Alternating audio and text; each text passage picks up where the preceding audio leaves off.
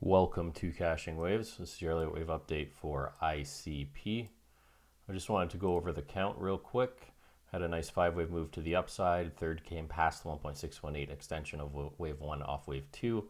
Had our nice shallow correction for wave 4 between the 236 and the 382 and extended up for our fifth at the 2.382. Now, if you've been watching my videos, you know after this 3-wave, we're anticipating this flat the entire time. Got a little shaky in here off that liquidation candle, but we ended up getting it after all. And if you watch my videos, you understand I always say do not trade in these areas here, because you can see why. They just stop out people shorting here, then stop out longs here. It's just a cluster back and forth, a cluster F. And here, up at this level, they're going to stop out the longs, most likely. That's why running flats can be pretty nasty unless you're an Elliott Wave trader and you understand these concepts.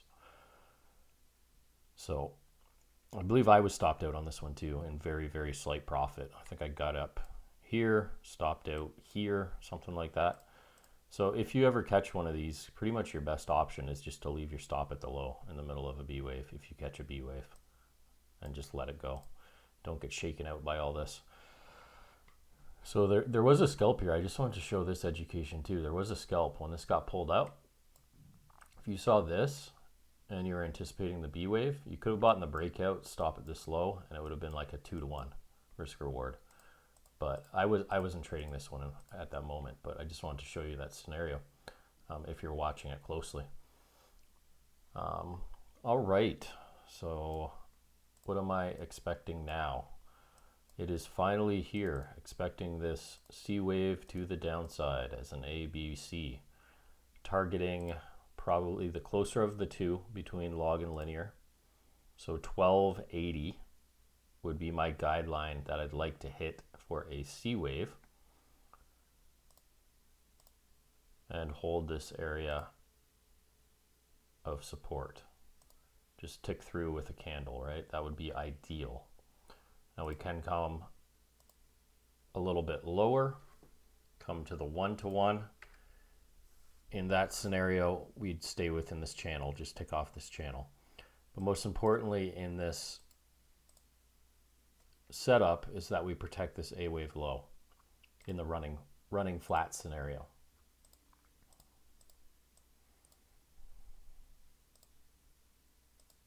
And that is at 952.3 according to Binance.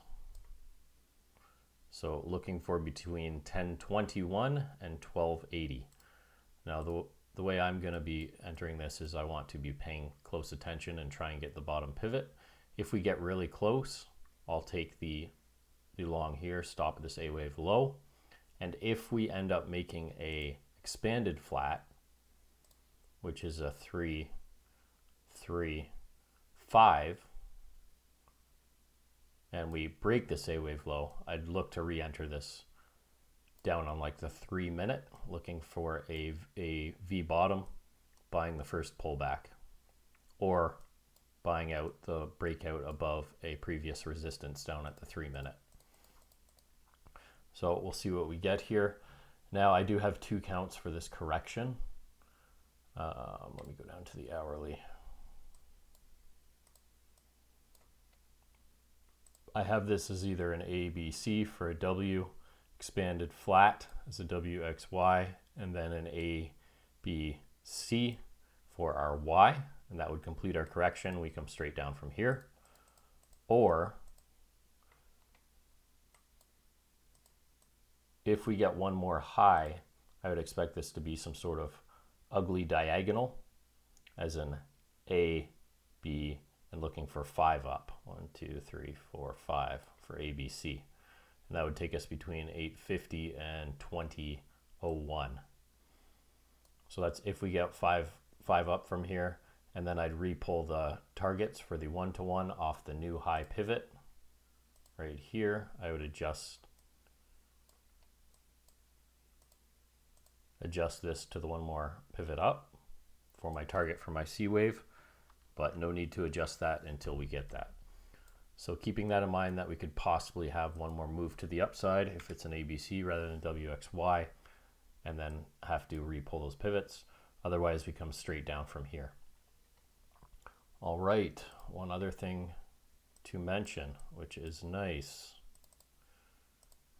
You can see we're finally at the between the 618 and the 1-to-1 extension of our 5-wave moves up in time. So we're in that ideal zone. So we'll see what happens here.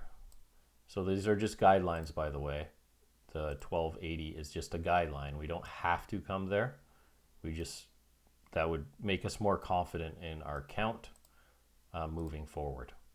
So after this is complete, expecting pretty high upside. And we won't know those targets till we pull the pivot of the C wave low. But if we get to that right in the middle between the 618 and the 1-to-1, we'll say, looking for a third wave target of pretty high, like potentially at 10x. So all potential. We'll have to analyze the waves as we go, but getting pretty excited for the setup.